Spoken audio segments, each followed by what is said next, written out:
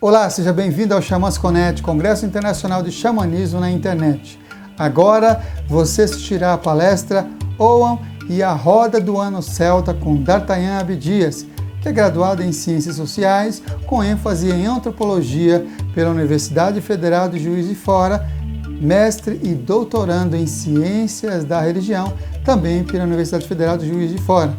Foi o idealizador de um modelo de jogo oracular com o Oan, alfabeto e oráculo celta-irlandês, popularmente conhecido como alfabeto das árvores. Nesse modelo desenvolvido por D'Artagnan, ele faz uma profunda junção dos métodos oraculares da janela de Fion e dos três caldeirões da poesia para criar um jogo oracular com leitura profunda, fácil e extremamente assertiva. Lembre-se, papel e caneta na mão, tablet ou celular para fazer suas anotações. Aproveite também e se inscreva em nosso canal, curta e compartilhe o link deste vídeo com seus amigos. Essa é uma das formas de você apoiar positivamente este projeto. Fique agora com a fala inspiradora de D'Artagnan Abdias. Que as melhores energias cheguem até você. Xamãs Connect, primeiro Congresso Internacional de Xamanismo na Internet. Arrou, Metacuye Oyassim, por todas as nossas relações.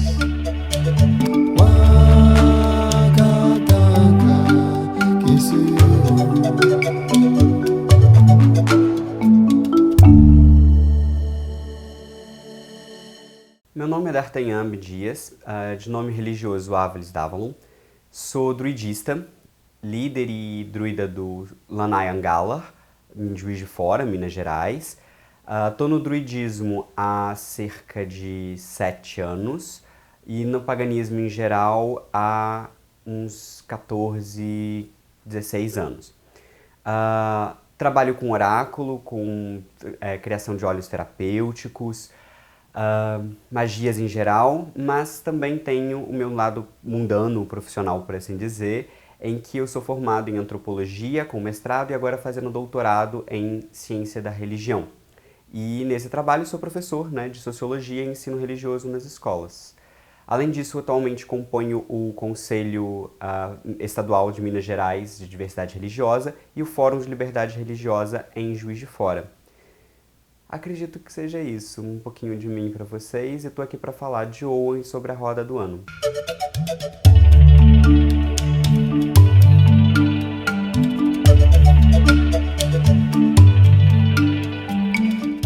Xamanismo, para mim, são práticas que vêm atreladas a culturas populares ou a culturas, na verdade, a cultos e regências da terra.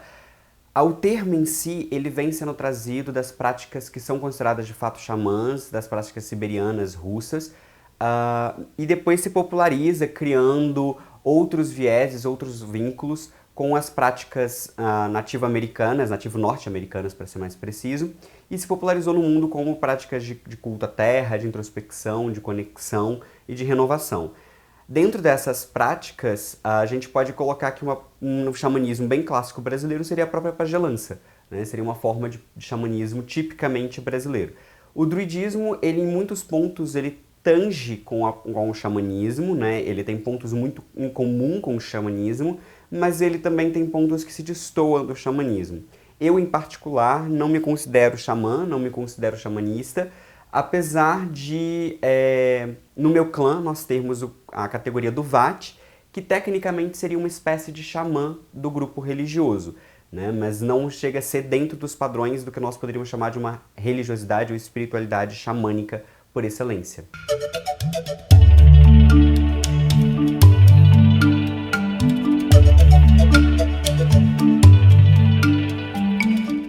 No druidismo em geral, nós trabalhamos com 3 ofícios.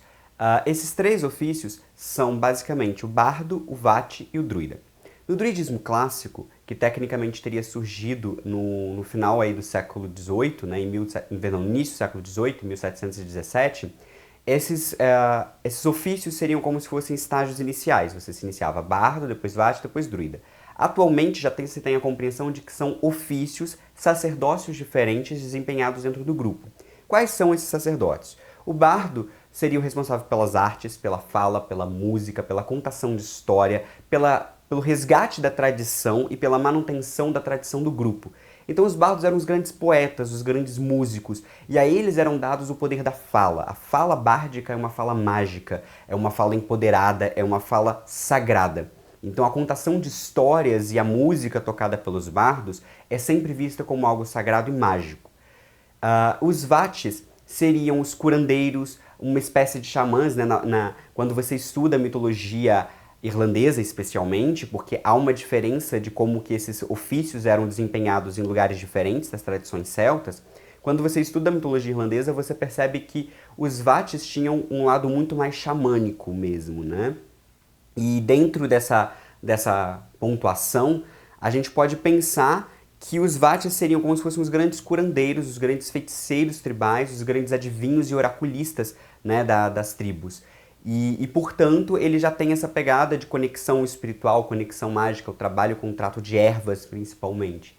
E o druida seriam os professores, os mestres, os juízes, os porta-vozes divinos, por assim dizer, né, os grandes sacerdotes por excelência, os responsáveis por pensar e repensar a religiosidade, por adaptar e recolocar a religiosidade celta. Então eles seriam filósofos, cientistas, sacerdotes, juízes, professores, médicos, né? Seria um ofício mais largo. É importante a gente ponderar que não existe dentro dessa categorização de ofícios uma equivalência em todos os povos célticos. Na verdade, esses ofícios eram cambiáveis. Inclusive hoje, academicamente, historicamente, você sabe que na Irlanda não havia a palavra drui, né? Ou seja, não havia o ofício do druida, ele era fundido no ofício vático, né? Então você quer o ofício dos fur, que você tem outras relações com a terra, por assim dizer.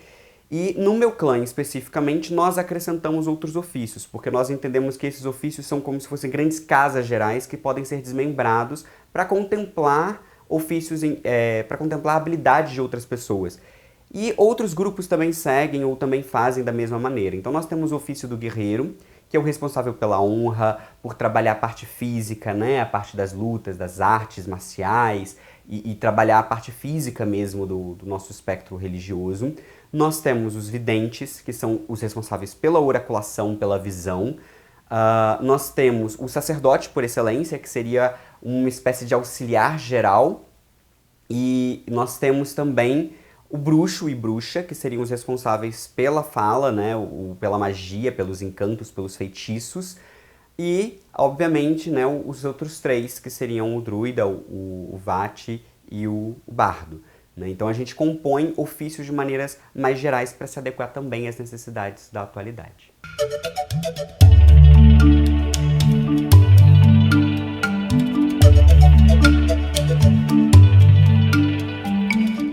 Os celtas eram povos antigos que viviam na Europa, e é importante a gente frisar o plural, povos, porque eles não eram um povo só, que viviam sobretudo onde hoje nós temos as Ilhas Britânicas e a Irlanda, mas também muito presentes na Ibéria, né, na Península Ibérica, na região da França e também a leste da Europa, em regiões em que antigamente eram chamadas de Galácia, né, que englobam inclusive um pedaço da Turquia.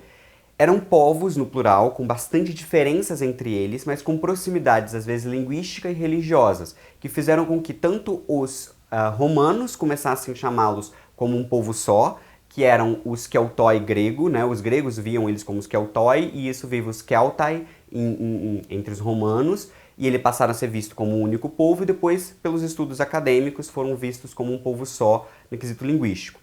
Na questão, principalmente, da Grã-Bretanha, a gente tem uma união maior que vai ser sendo formada por guerras e, principalmente no culto irlandês, uma noção de um único povo que se era desmembrado em províncias, que se era desmembrado em reinos. Então, se você for observar, os celtas, na verdade, seriam povos antigos da Europa. De uma maneira bastante brincada, eu costumo dizer que os celtas eram os antigos índios da Europa, exatamente porque eles datam da Era do Bronze, né, e tiveram um progresso até quase chegando aí perto da Era Comum. Os celtas, basicamente, eram politeístas, né, o que resume o escopo céltico, a gente pode dizer que seria o politeísmo, o sagrado natural, o animismo, tudo é sagrado, uma conversa sagrada, pedra sagrada e tudo tem vida, né? Tudo que existe é vivo, inclusive aquilo que nós consideramos materiais. E eram povos que tinham bastante fé em culto na questão do sagrado, da terra, da renovação, dos ciclos anuais e com bastante artes e maestrias também filosóficas. A gente pode dizer que seriam os druidistas de hoje, né? Seriam as pessoas que seguem a espiritualidade e a religiosidade reconstruída e revivida que surge a partir de 1717. Historicamente, nós não podemos falar de uma tradição celta que tenha sobrevivido à cristianização, que tenha vindo do passado e chegado hoje vivos, porque historicamente isso não é possível.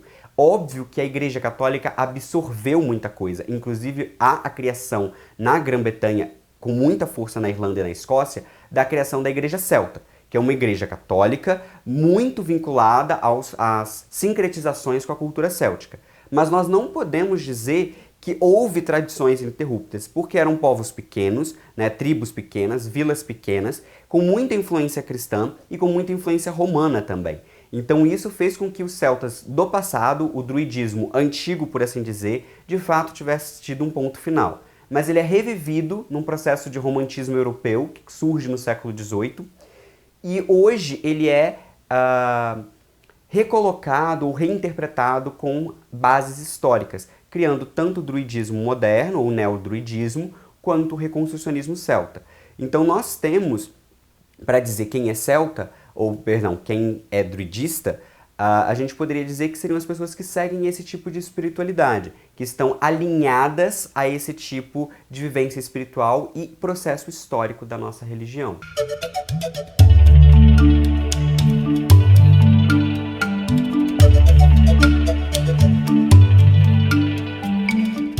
Acredito que o principal ponto em comum seja o culto à terra, né? A terra é sagrada e nós acreditamos na vivência e na viagem a outros mundos ou outros planos, outros reinos, através do êxtase tanto mediúnico, tanto de meditação, quanto também através de tambores, de músicas, de cantos, né? De viagens, de jornadas guiadas.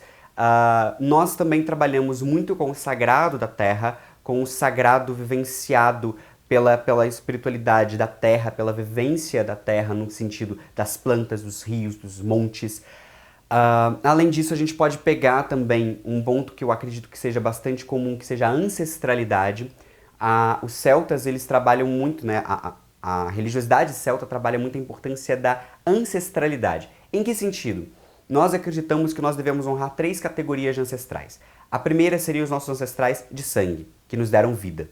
Esses ancestrais de sangue são todos os meus antepassados que estavam antes de mim e que possibilitaram que eu estivesse aqui hoje. Com as tecnologias que eu tenho, com a vida que eu tenho, com a facilidade que eu tenho, com as criações que eu tenho e inclusive me possibilita repensar atitudes e erros que eles cometeram no passado. Além disso, a gente tem a ancestralidade de terra, e aí seria um ponto muito grande, não só com as tradições xamânicas, mas com as tradições de terra em geral, que fala que nós devemos honrar aqueles que estiveram na terra antes de nós, aqueles a quem a terra pertencia antes de nós. E aí, por excelência, a gente pode falar das tribos indígenas. E depois a gente também traz a questão africana muito forte, porque os africanos foram apartados de suas terras, então essa terra também é deles, também foi repatriotizada, né?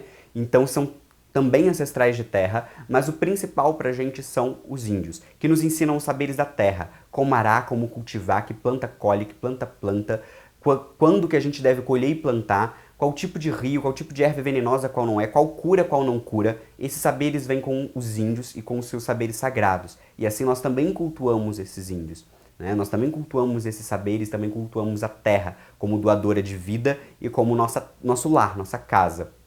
E, por fim, a nossa ancestralidade de alma, que aí nos vincula filosoficamente ao druidismo, né? Ou seja, nossos ancestrais de alma é a quem a nossa religiosidade, a nossa alma pertence. Na minha, no caso, são os povos irlandeses.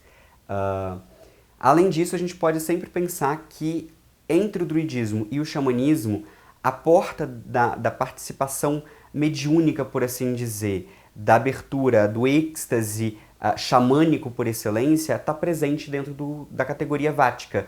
Então os vates, eles são os responsáveis pelo êxtase, tanto físico quanto espiritual. E nesse sentido, através do culto das ervas de poder, das ervas sagradas e principalmente através das jornadas espirituais guiadas por eles. Os druidas do passado usavam aquele cogumelo que eu sempre me esqueço o nome, mas que é alucinógeno, como uma forma de entrar em êxtase e acessar o mundo espiritual. Assim como a gente pode pegar as tradições brasileiras da ayahuasca, da jurema, entre outras, que são saberes indígenas, xamânicos nacionais, por assim dizer, de pagelança, que trazem esse movimento também de saber e de conexão com a espiritualidade.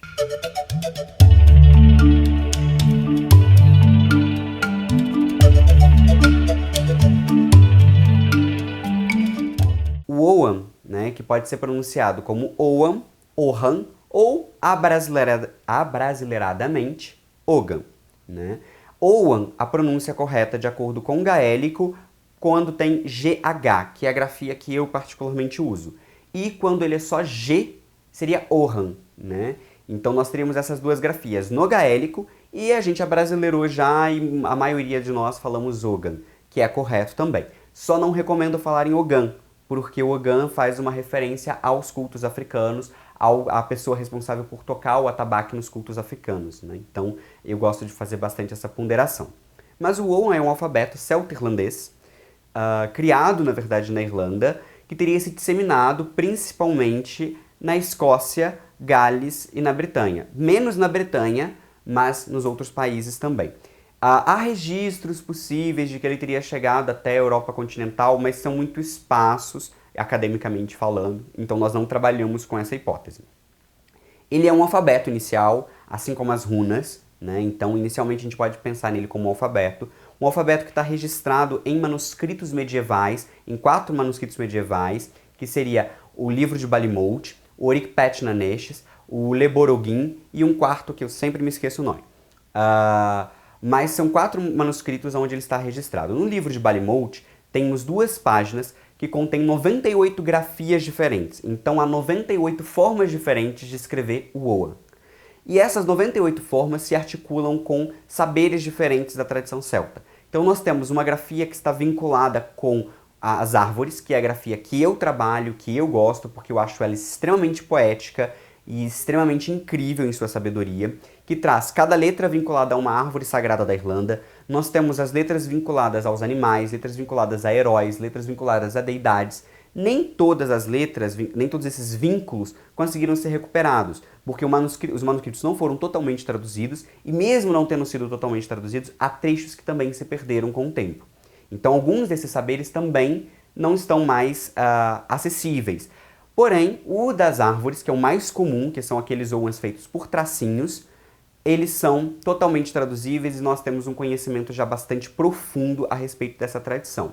Com o alfabeto, ele pode ser usado para escrita, apesar de que os celtas do passado não escreveram e não escreviam, porque existia uma bula religiosa de que não se devia escrever o conhecimento religioso, para que ele não fosse adulterado ou para que ele não caísse em mãos erradas, de maneira com que o saber religioso ele era passado oralmente. O Ogham era escrito no passado, usado como um alfabeto talvez jurídico, para definir propriedade, para fazer uma espécie de tipo de carteira de identidade. Eu sou fulano, filho de ciclano, essa terra pertence a fulano. Então ele tinha um caráter muito mais jurídico, né, do que um caráter de fato de escrita de contos, religião e tudo mais. Mas ele também pode ser usado para confecção de amuletos mágicos, ele pode ser usado para criação de sigilos mágicos, para o símbolo como símbolos mágicos, e principalmente ele pode ser usado, como ele é usado hoje, como oráculo. Os romanos descrevem que os druidas faziam um oráculo das árvores, eles oraculavam através das árvores. O jeito oracular que é feito hoje do Ogham não nos é garantido de que era o mesmo jeito que os druidas do passado faziam, mas é o jeito com que nós viemos desenvolvendo através dessas árvores sagradas. Como a grafia das árvores, seria possível, inclusive, a gente se deitar nos pés de uma árvore e, ao observar os galhos dessa árvore, termos presságios e termos interpretações oraculares. Então, por isso que eu acho ela extremamente poética. Ela possibilita que nós consigamos ler as árvores, né, interpretar as próprias árvores. Além disso, tem um jogo que, inclusive, eu mesmo já desenvolvi um método, na verdade, sim, desenvolvi um método em cima de um método já desenvolvido, Temos o jogo do Oan, né, que pode ser em carta ou pode ser em sticks de madeira. Eu, particularmente, não me afinizo com as cartas e é uma questão de afinidade, porque como eu trabalho com o Oan no sentido árvore, eu preciso do galho, eu preciso da madeira, né? E eu, talvez pela minha ancestralidade africana também, eu tinha uma necessidade de jogar, literalmente, como se joga búzios, de sacudir na mão e jogar essas madeiras. E em cima disso eu desenvolvi um jogo oracular, que ele se abre, né, o saquinho se abre formando um tapete, e eu consigo fazer através da janela de Fion, que é um dos diagramas ogâmicos, né, um dos diagramas do Oan, onde você tem todos eles desenhados em 5 círculos concêntricos.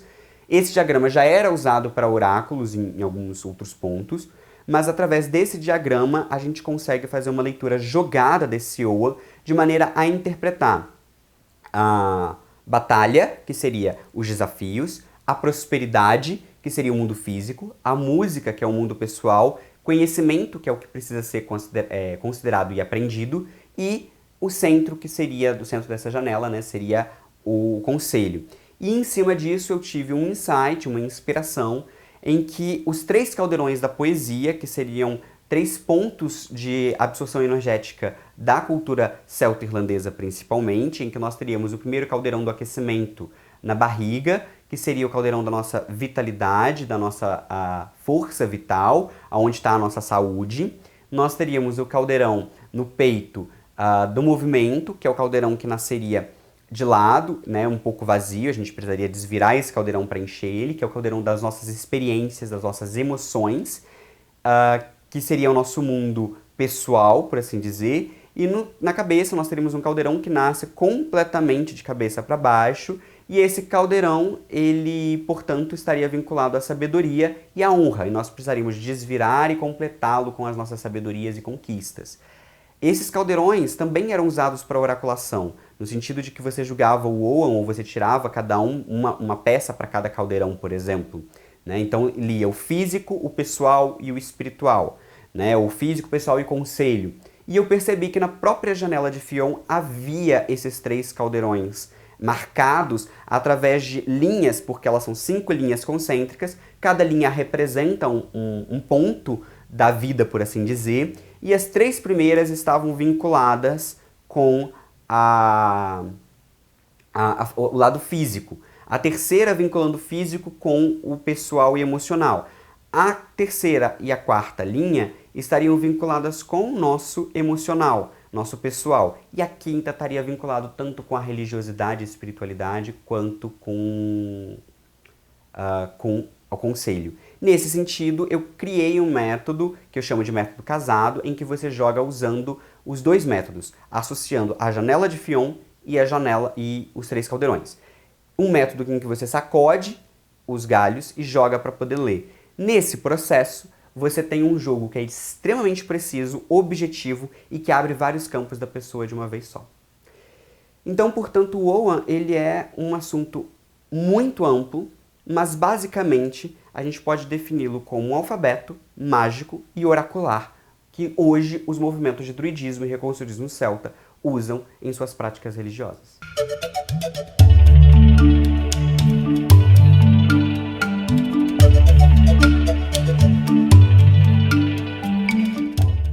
O Oan é um alfabeto ligado à espiritualidade celta, né, e ao druidismo, reconstruísmo celta. Eu particularmente acredito que qualquer pessoa poderia jogá-lo, desde que estudasse esse alfabeto em sua profundidade.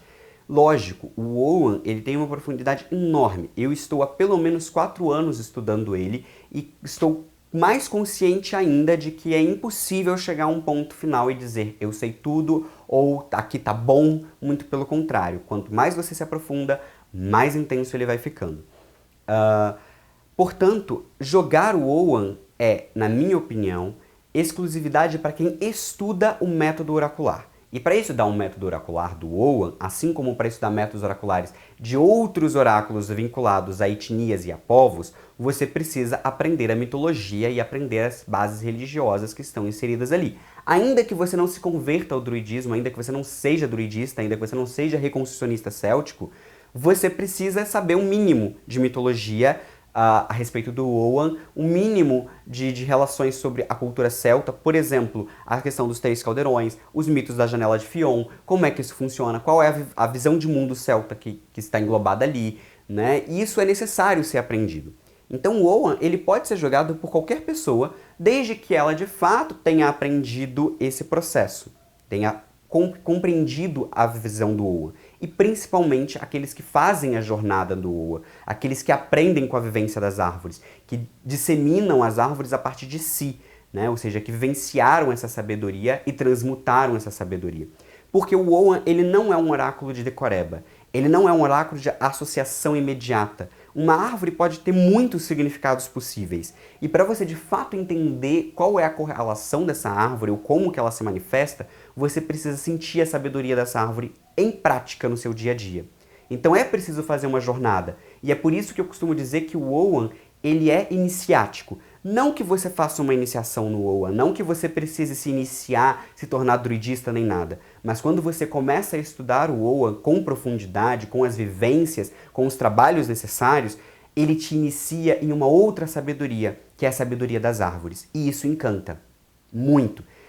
E eu acredito que ele possa ser usado, desde que respeitosamente, por qualquer pessoa. Num quesito geral, inclusive, eu falo que é um oráculo muito bom para quem trabalha com oráculos em geral, para quem tem uma pegada mais talvez natural, ou gosta bastante de árvores. Eu tive muito receio com o Oan no início, não era um oráculo que eu me sentia atraído por causa dos símbolos, né? Os símbolos de serem tracinhos eu achava meio confuso, meio difícil. Mas quando eu me dispus a estudar pela primeira vez, o encanto foi inicial. E hoje eu falo que eu vivo completamente dentro de um bosque, porque o Oan me avassalou por completo. Então, basicamente, joga Oan quem está disposto a estudá-lo em sua profundidade. De resto, eu acredito que seja um oráculo como todos os outros, que deve servir respeitosamente aos fins espirituais e contribuir com sua sabedoria para a humanidade.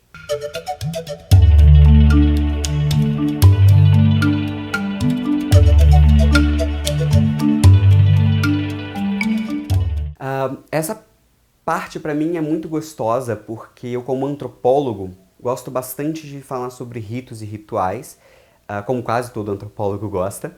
Mas se a gente for parar para analisar, para pensar, né, para se colocar, tudo na nossa vida é ritualizado.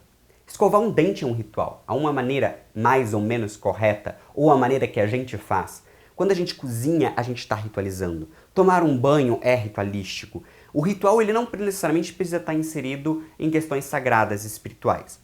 E qual é a importância do ritual no nosso dia a dia? Ele serve para normatizar o nosso dia, para ajudar a gente a desempenhar tarefas, funções. A mesma coisa são os rituais religiosos. E os rituais, eles não dizem se você está ou não está conectado com o sagrado, se você está ou não está trabalhando junto com o divino. Pelo contrário, os rituais eles servem apenas para orientar a sua prática. Eles são um catalisador, um intensificador da sua prática. E nesse sentido, eles são fundamentais, porque eles criam sentido. Durante o processo ritualístico, você se sente parte de uma comunidade, parte de um sagrado, parte de um divino que te toca e que é tocado por você. Então a importância do ritual é exatamente nós reaprendermos coisas que os antigos tinham por excelência, que é o coletivo. Ah, mas eu faço meu ritual solitário na minha casa, eu acendo minha vela solitariamente na minha casa. Não tem problema, mas quando você faz isso, você se conecta com um coletivo ainda maior, ainda mais intenso, que é o coletivo das pessoas que fazem os ritos solitários, das pessoas que trabalham solitariamente, das pessoas que estão conectadas em sua parte religiosa por excelência. Nesse sentido, todo ritual, mesmo que feito por sozinho, ele sempre será coletivo. Coletivo em uma espiritualidade, coletivo em uma maneira de ver o mundo, coletivo em uma religião da qual você seja adepto, coletivo com as outras pessoas que estão vibrando energias semelhantes a você. Então ele nos ensina a nos conectar. E conectar é fundamental. Portanto, a gente pode pensar que o ritual seria uma bula, uma receitinha, né, de ações a serem feitas com propósitos espirituais ou mágicos que visam criar uma conexão e uma transmutação. Essa transmutação a gente pode chamar de criação de sentido. Se eu estou, por exemplo, fazendo um ritual para celebrar a primavera, Eu estou criando o sentido da primavera. Para aquelas pessoas que fazem parte desse ritual, a primavera poderia ser a chegada da primeira verdade, né? Ou seja, da novidade, da beleza, da jovialidade, né? A primavera ela pode ser um momento muito especial para aquela pessoa. É o final do inverno, ou seja, a renovação, né? O calor que começa a chegar, e você cria um ritual para saudar a primavera, ou seja, para criar um sentido para essa transição entre o frio e a primavera, entre a morte e a vida. E assim todos os rituais podem ser pensados dessa maneira. Então a principal importância do ritual de hoje em dia é que nós perdemos hoje o senso do coletivo. Nós deixamos de fazer coisas coletivas, nós deixamos de prestar atenção nos nossos rituais domésticos, no nosso dia a dia. Nós não tomamos um banho em que nós de fato estamos nos conectando conosco mesmo. O banho é um processo rápido que eu faço para sair correndo de casa. A minha comida é rápida que eu faço para poder comer logo porque eu preciso sair de casa. O meu escova-dente muitas vezes fere a minha gengiva porque eu faço na pressa. E aí vem o ritual religioso e nos desacelera, nos ensina a nos conectar com o meu ritmo, com o ritmo do outro, porque o ritual, quando ele é coletivo, ele só pode ser eficaz se o outro também estiver conectado, se o ritmo for bom para os dois, e me ensina a conectar com o ritmo da terra, com o ritmo do sagrado. Então ele me desacelera e me conecta, ele cria um sentido, ele me orienta, me dá uma direção.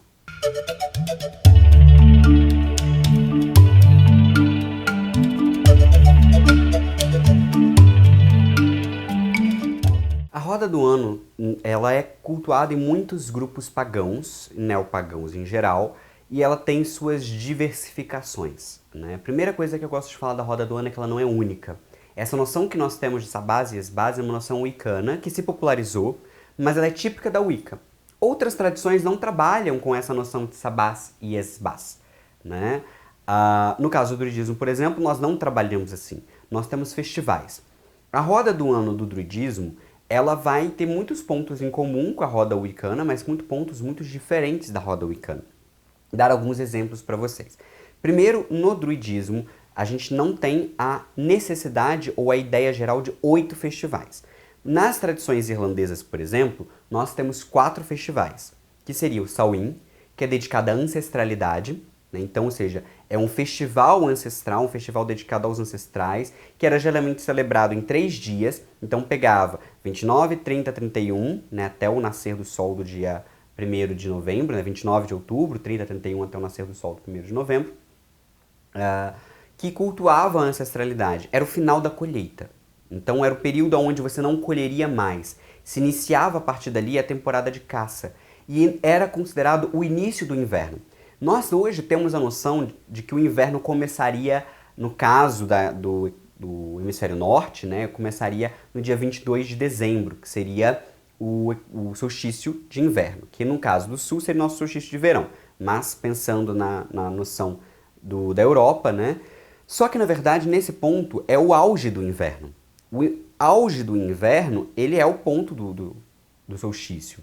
Mas, durante o processo, o inverno começava a mostrar suas caras, os ventos frios, as chuvas, começavam a mostrar suas caras alguns meses antes, que é o processo de Samhain.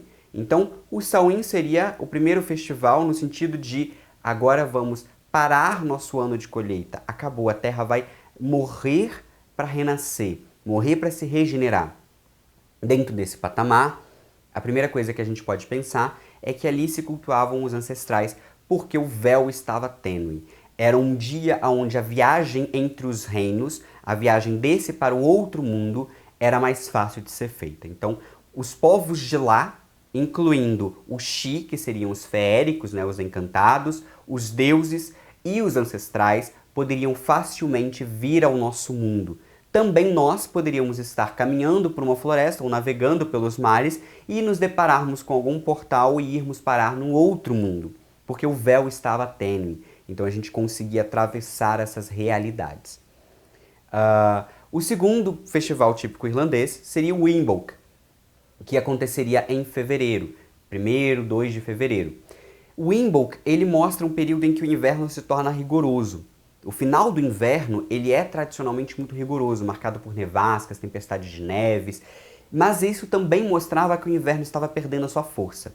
Era como se o inverno estivesse lutando para ficar. Então aquele período era um período de bastante acolhimento, de bastante lareira, de bastante fogo para sobreviver ao frio, mas também um anúncio de que o inverno iria diminuir, iria retroagir. Então era o momento de preparar o início do ano agrário, por assim dizer. Você começava ali a preparação dos materiais, das ferrarias, das ferramentas que você precisaria para, de fato, começar o seu ano agrário, quando o gelo derretesse e a terra arrefecesse. E esse gelo ele é fundamental, porque esse gelo ele é rico em água e nitrogênio. Então ele nitrifica e irradia o solo, possibilitando que quando o gelo derretesse por completo, a semente germinasse. Por isso era muito comum nessa época que algumas flores muito esporádicas aparecessem, marcando esperança e renovação.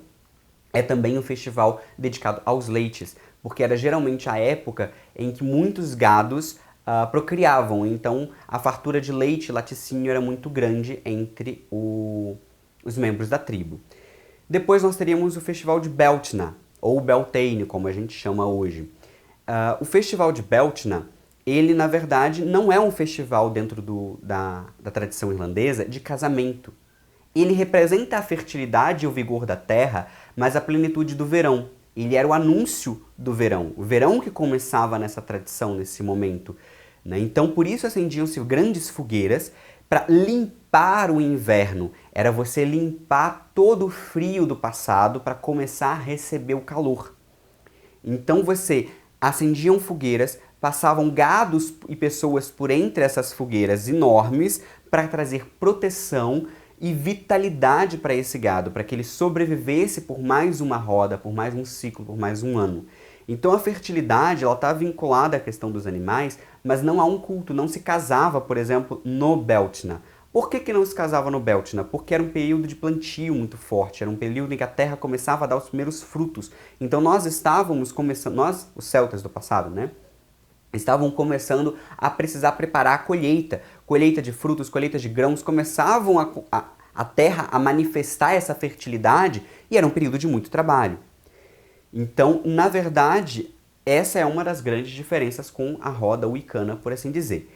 Em sequência, nós temos o Lughnasadh. Lughnasadh é o período das grandes feiras, é o período da colheita. Então é o momento em que a sua terra está muito rica, ela está colhendo e você vai fazer suas trocas, seus comércios. Você vai trocar e fazer as feiras, os jogos. Era um momento que a gente pode pensar com bastante fartura e bastante jogos, felicidade, alegria e tempo. E, portanto, era nessa época que se celebravam os principais casamentos. Porque, ou seja, o período de plantio e colheita se finaliza. E ao esse plantio e colheita se finalizar, a gente, obviamente, começa a pensar nessa esfera do casamento e da vida pessoal. E aí depois nós voltaríamos mais uma vez para Samhain. Mas e os solstícios e equinócios, eles não são celebrados? São e não, depende da tradição de cada pessoa. Aí a gente vai ter uma dependência muito grande do grupo, da pessoa, da tradição. Em Gales, você tem os 8 festivais, os solstícios e equinócios. E muitas pessoas do druidismo herdam esses solstícios e equinócios dos solstícios e equinócios galeses. E isso tá ok. Só que o meu clã resolveu fazer um estudo diferente. Por quê? Porque nós percebemos que a roda do ano celta, ela não estava, pelo menos a celta irlandesa, não estava vinculada diretamente ao clima, ao verão, inverno, no sentido de frio e calor. Mas ela estava vinculada ao solo, ao período de plantio e colheita, e quando não se colhia mais. Então, se ela tem esse outro vínculo, a gente precisou fazer uma análise, e a gente optou por essa análise, de fazer uma análise da nossa terra. No caso, minha de Juiz de Fora, em Minas Gerais. Quando se planta? Quando se colhe? Por que se planta e por que se colhe naquela época? E o que se planta e o que se colhe? Porque nós vivemos num país tropical, um país onde o inverno não chega a temperaturas de menos 10, menos 15 graus, né? E o nosso verão chega a temperaturas de 40. Então nós estamos numa outra noção de frio e inverno, uma outra noção de terra, em que basicamente nós temos colheita o ano inteiro. E aí a gente teve uma percepção que nos foi muito cara, muito querida, que, na verdade, o principal ciclo de colheita da minha localidade é quase idêntico ao ciclo de colheita do norte.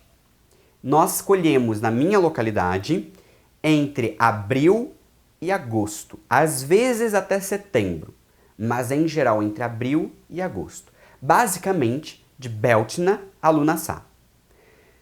Por que isso? Porque na minha terra, e aí eu faço um convite para que vocês analisem a terra de vocês, mas para analisarem, não vejam as cidades. Vão para o campo, vão conversar com pessoas do campo.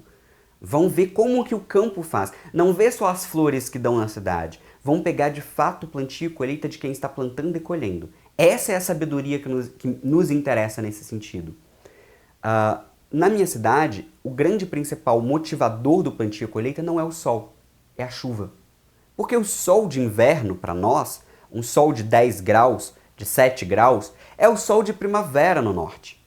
Então ele não é um sol fraco o suficiente para matar as plantas. Ele é um sol forte para trabalhar com essa questão das plantas.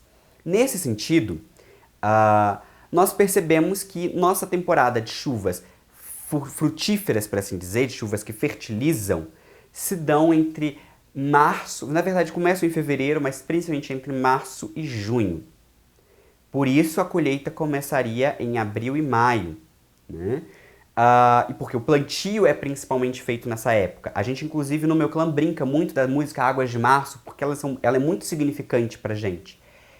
Por outro lado, no nosso verão, que seria dezembro, janeiro, nós temos duas possibilidades. Ou é muito seco, um verão extremamente seco, sem chuva, que resseca a terra, resseca as plantas e não possibilita a semente germinar, ou é um verão de muita chuva torrencial, de muita tempestade, que também alaga o solo e mata, afoga essa semente. Então não é um bom período para o nosso solo. O nosso verão, ele não é um período bom para o nosso solo, em geral, para nossas plantações e colheitas. Mas o nosso inverno é. Porque a garoa do inverno fertiliza o solo, deixa a nossa grama verde. Tanto que eu brinco que nós temos flores em março, que seria no hemisfério sul, né, aqui na nossa região, outono, e temos flores em setembro. Ou seja, a floração na minha terra ela não segue só uma data. E nesse sentido a gente vai tendo a colheita de frutas, depois de grãos e por fim de frutos silvestres, que acontece agora final de agosto, início de setembro, com a chegada das novas chuvas, né? E agora saindo da garoa do inverno para chuva mesmo. Esse ciclo fez com que a gente repensasse a roda. Primeiro, optamos por seguir os 4 festivais celtas irlandeses, porque minha orientação é irlandesa. Nós optamos por seguir os 4 festivais dentro do padrão norte, né? Então nós não adaptamos para o sul. E nós criamos outros 4 festivais vinculados aos solstícios e equinócios, que são ligados tanto ao clima, a uma ideia de calor e frio, porque isso é importante para nós vivemos uma noção de calor e frio muito simbólica, quanto também ligados à questão da nossa terra, do agrário da terra. Então nós temos, basicamente, seria o Samhain, que é o festival dos ancestrais, o festival que fala da morte da terra, né? A palavra Samhain significaria morte do sol, que aconteceria 31 de outubro. Depois nós temos o Dasnarnabri, que é o festival do nascimento, que acontece em dezembro, no dia 21, 22 de dezembro, que é um festival que fala da esperança. Porque se a gente parou de plantar e de colher, né, se nós paramos de ter esse plantio e colhida no verão por causa da erosão, a gente espera que essas chuvas, que esse verão, que esse calor, que essa secura ou que as tempestades torrenciais vão arrefecer e a terra vai vingar mais uma vez. Então é o nascimento de uma nova esperança, né? É o momento de reflexão do que a gente quer plantar no próximo ano. E aí a gente tem o Imbolc, que é a preparação do nosso ano comercial, que acontece no início de fevereiro, geralmente 1 ou 2 de fevereiro, e aí para o Imbolc a gente pode pensar como se fosse exatamente a renovação da Terra, uma saudação dessa renovação. No equinócio de outono, no caso, nós temos o Lanakailar, que é uma tradição, uma festa religiosa de alguns pontos da Irlanda, dedicadas à deusa Kailar, que acontecia geralmente no dia 25 de março, bem próximo aí do equinócio, né? Que marcava a chegada das chuvas, né? Então, basicamente, mitologicamente falando, a gente teria 2 deusas, que seria Kailar e Brid, que dividiriam o ano. Kylar ficaria com o inverno e Brigid com o verão. A deusa Kylar, ela governa a partir, a gente poderia dizer, do equinócio de outono até o equinócio de primavera, quando a deusa Brigid ganha suas forças e Kylar tenta permanecer. Para ela tentar permanecer governando, ela convoca os lobos das tempestades e traz as chuvas, né, para que o inverno durasse um pouco mais. Só que com isso ela não consegue, e aí algumas tradições falam que ela é transformada em pedra pela deusa Brigid, em outras que ela apenas passa a regência para a deusa Brigid. Outras tradições, inclusive, que ela bebe do poço da juventude e se transforma numa jovem donzela, que poderia ser a deusa Brigid. Nós trabalhamos com a transformação de Kylar em jovem, mas sem associá-la com a deusa Brigid. E aí Brigid começaria a reinar desse ponto até o próximo equinócio, né? E então nós trazemos lá na Kylar, apesar de não ser equinócio de primavera, é a chegada das chuvas. Então nós fazemos essa adaptação de uma festa também que já existia na Irlanda. Depois nós temos o Beltna, que é o nosso festival do fogo, da plenitude, no sentido da vitalidade, por assim dizer. Então é um festival de fertilidade, mas de fertilidade no sentido da terra. Nós temos em sequência o Dasnar na Florras, que é o festival da plenitude mesmo, dedicada às colheitas que já estão acontecendo. Então é o momento da gente saudar as colheitas de frutos. E por fim, por fim não, porque ainda tem mais dois, né? Nós temos depois disso o Lughnasadh, que é o festival da grande colheita, que para nós seria o festival de agradecimento pela colheita já realizada, né? E diferente da colheita norte, que seria o início da grande colheita, o nosso é o fechamento do nosso ciclo de colheita, que acontece no início de agosto, 1 a 3 de agosto, geralmente. E nós temos, por fim, o La'an Ai, que é o festival de ação de graças, o dia de ação de graças. É o nosso dia de agradecer pela roda do ano, que acontece no equinócio de primavera, que para nós seria o grande fechamento da nossa roda agrária. Para encerrar, o que eu gostaria de dizer é que essa é uma adaptação feita nossa a partir dos estudos celtas, a partir do trabalho que nós temos dentro do clã, que leva como prioridade o culto agrário. Mas isso não é uma regra. Se você trabalha ou se outros grupos trabalham com uma noção de clima, isso também está certo.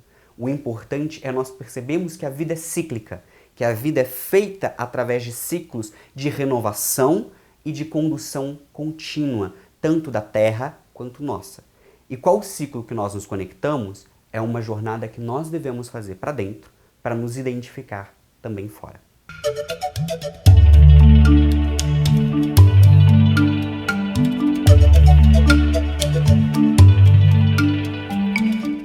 Minha tradição no druidismo começou um pouco por acaso, né? Eu comecei inicialmente na Wicca, orientado pela bruxa e escritora Lígia Amaral Lima, que é maravilhosa, primeira pessoa no Brasil da parte esotérica, da parte mágica, como bruxa e tal, a trazer as runas. O primeiro livro lançado sobre runas no Brasil é dela.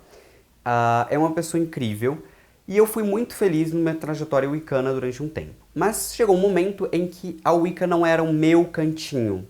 E nada contra, eu participo inclusive de rituais wiccanos, acho maravilhosos, mas não era aquela que conversava com minha alma. Mas ela foi a minha porta para chegar à minha alma, que foi através dos estudos que eu fui desenvolvendo na Wicca que eu cheguei ao site Templo de Avalon, da Rowena Senewin, aqui de Itu, em São Paulo. E o site dela começou a me orientar através dos textos, os artigos de bastante credibilidade, com muitas traduções de artigos internacionais, a me orientar sobre o druidismo. E aí eu comecei a me sentir em casa.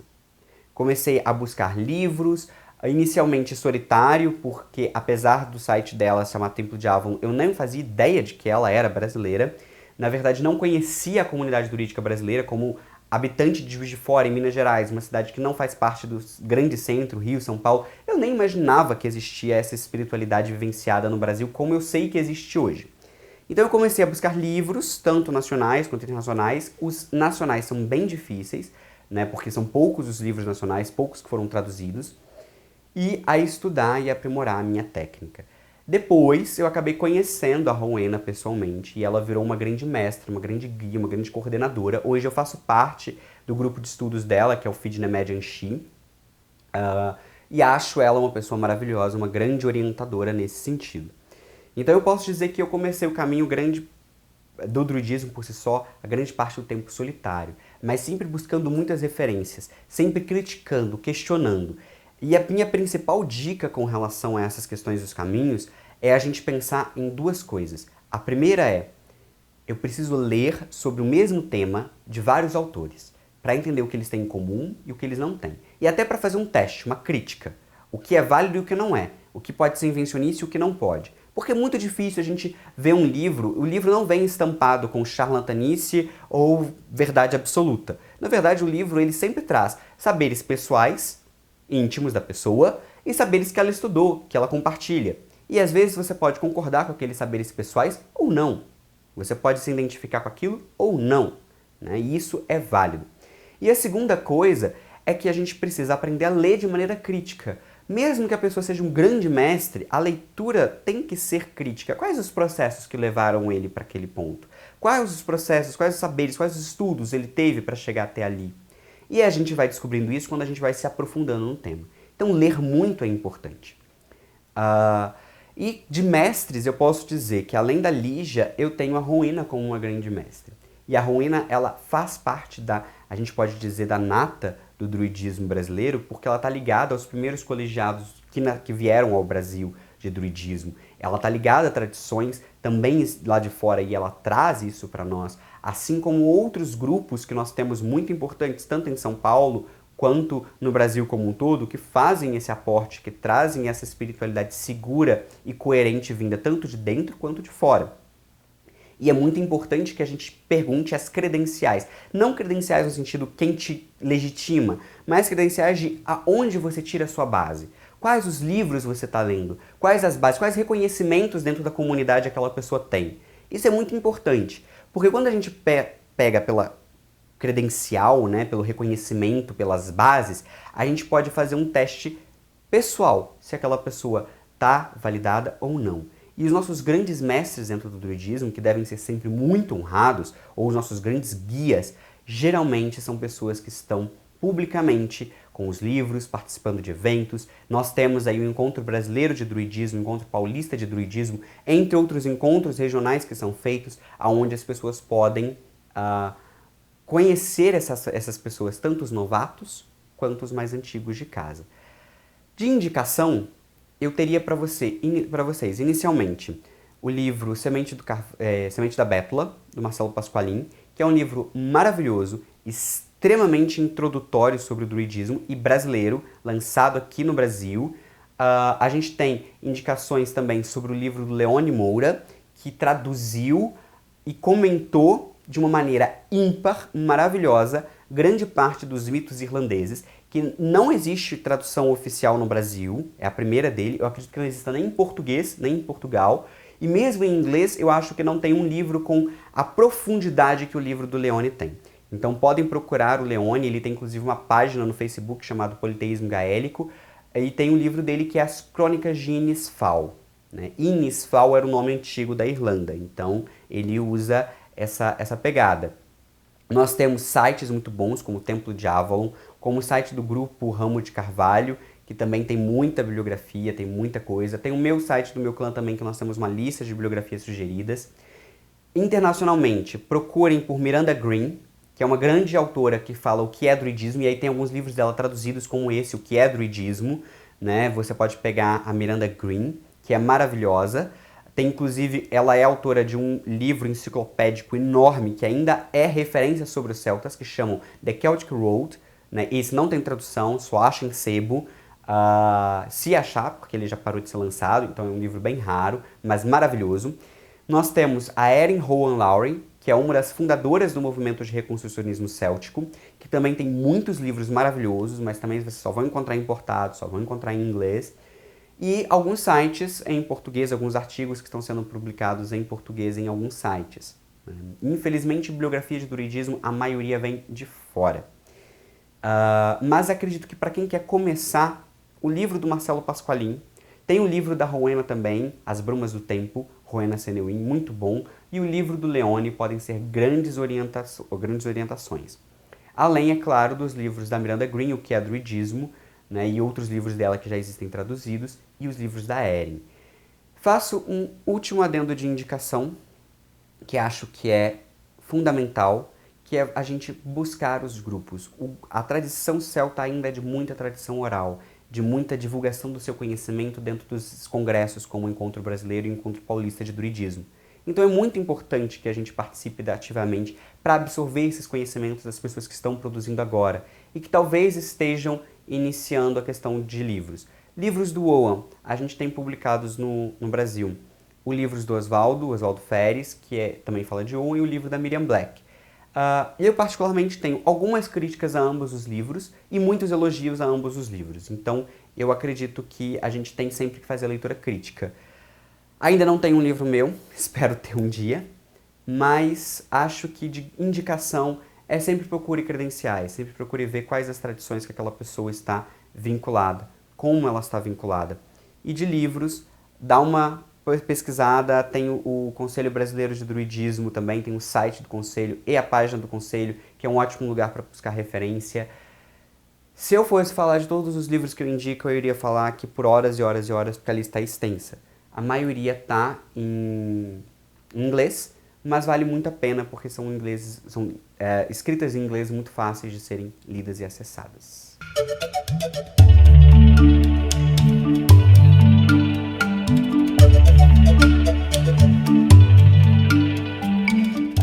Bem, eu acredito que o principal ensinamento que eu venho aprendendo com o tempo, do meu tempo de druidismo, é que nós precisamos imaginar que nós estamos e somos um bosque. E um bosque, ele é composto por muitas árvores diferentes, por árvores com necessidades e tempos diferentes, árvores que frutificam, que florescem ou que não, árvores que podem estar aparentemente secas, mas ainda vivas, árvores frondosas, árvores altas, árvores baixas e plantas rasteiras.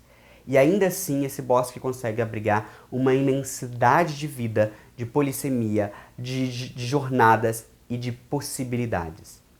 E é assim que eu imagino não só o druidismo, como a comunidade em geral. Nós somos um bosque composto por grupos diferentes, por pessoas diferentes, que pensam diferentes e que fazem ações diferentes, mas que se alimentam da terra e que esse alimento também pode ser repassado, doado e perpetuado. E se um bosque consegue ser um em toda a sua diversidade, nós também podemos nos pensar enquanto uma comunidade em toda a nossa diversidade. A gente precisa aprender a sabedoria do bosque. E aí eu trago uma sabedoria ímpar para aqueles que não sabem. As árvores têm uma rede de comunicação secreta por baixo da terra, feita por fungos, de maneira com que as árvores elas articulam entre si as que precisam de mais ou menos nutrientes, as que estão doentes e sadias, uma cuidando da outra. E isso faz inclusive que quando vem um predador comer uma porção daquela árvore, uma folhagem daquela árvore, aquela árvore também avisa as demais e as demais inclusive injetam um sabor amargo em suas folhas. Então as plantas falam, as plantas se comunicam, mas elas só sobrevivem porque elas se cuidam entre si. Elas entendem que a diversidade, que a planta ser alta, baixa, antiga, nova, não importa para a saúde do bosque. Uma está vinculada à outra, uma cuida da outra e elas se mantêm diversas.